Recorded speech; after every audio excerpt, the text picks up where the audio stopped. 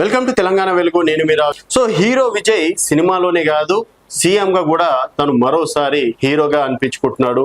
So తను చేసినటువంటి పని ఏంటంటే తను ఇప్పటివరకు దాదాపుగా నెల రోజుల్లో ఏ పని చేసినా కూడా విజయవంతంగా చేస్తున్నారు, చాలా తెలివిగా కూడా చేస్తున్నారు అని చెప్పేసి కూడా చెప్పుకోవచ్చు.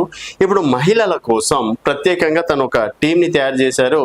ఇకపైన అంటే రీసెంట్గా 10 సంవత్సరాల అమ్మాయి పైన జరిగినటువంటి దాడిని మనసులో పెట్టుకొని తన నిర్ణయం తీసుకున్నట్లు కూడా తెలుస్తుంది.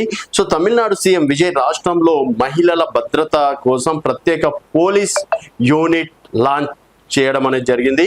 పూర్తిగా మహిళా సిబ్బందితో నడిచే సింగపెన్ స్పెషల్ టాస్క్ ఫోర్స్ మహిళలు పిల్లలపై జరిగే నేరాలను కట్టడి చేయడమే కాకుండా అత్యవసర సమయంలో రక్షణ కల్పిస్తుందంట.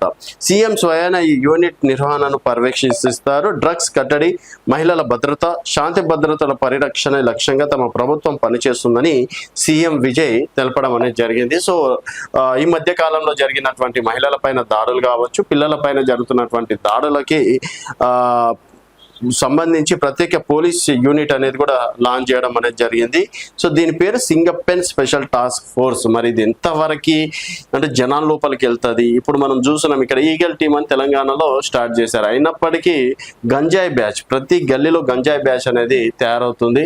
రీసెంట్గా ఎక్కడో జరిగినటువంటి ఇష్యూ అనుకుంటే ఎగ్జాక్ట్లీ ఆ ఏరియా పేరు తెలుస్తలేదు.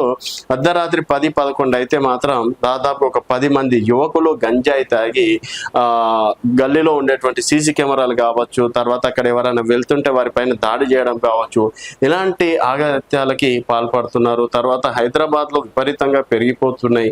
అయినా కూడా సో మనం ఒక దగ్గర ఈగల్ టీమ్ కిలో గంజాయి పట్టివేత, ఈగల్ టీమ్ స్పెషల్ ఇలాంటివి పట్టివేత అని చెప్పేసి చూస్తున్నాం. కానీ గ్రౌండ్ లెవెల్లో వెళ్తున్న దాన్ని కూడా దృష్టిలో పెట్టుకుంటే బాగుంటుంది. సో ఇదే విధంగా సీఎం విజయ్ కూడా అమ్మాయిల పైన కావచ్చు, మహిళల పైన ఎవరైనా కన్నెత్తి చూడాలన్నా, అసభ్యంగా తాకాలన్నా, ఇంకేదైనా చెయ్యాలని మనసులో వచ్చినా కూడా వారికి కఠిన శిక్షలు వేస్తాం.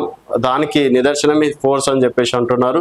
చూడాలి మరి ఫోర్స్ చేసిన తర్వాత అయినా సరే అమ్మాయిల పైన కావచ్చు, మహిళల పైన క్రైమ్ రేట్ తగ్గే అవకాశాలు ఉంటాయి అనేది. ఒకవేళ కనుక ఇది సక్సెస్ఫుల్ అయితే మాత్రం నిజంగా సీఎం విజయ్కి సెల్యూట్ చేయాల్సిందని చెప్పేసి కూడా చెప్పుకోవచ్చు. చూస్తూనే ఉండండి తెలంగాణ.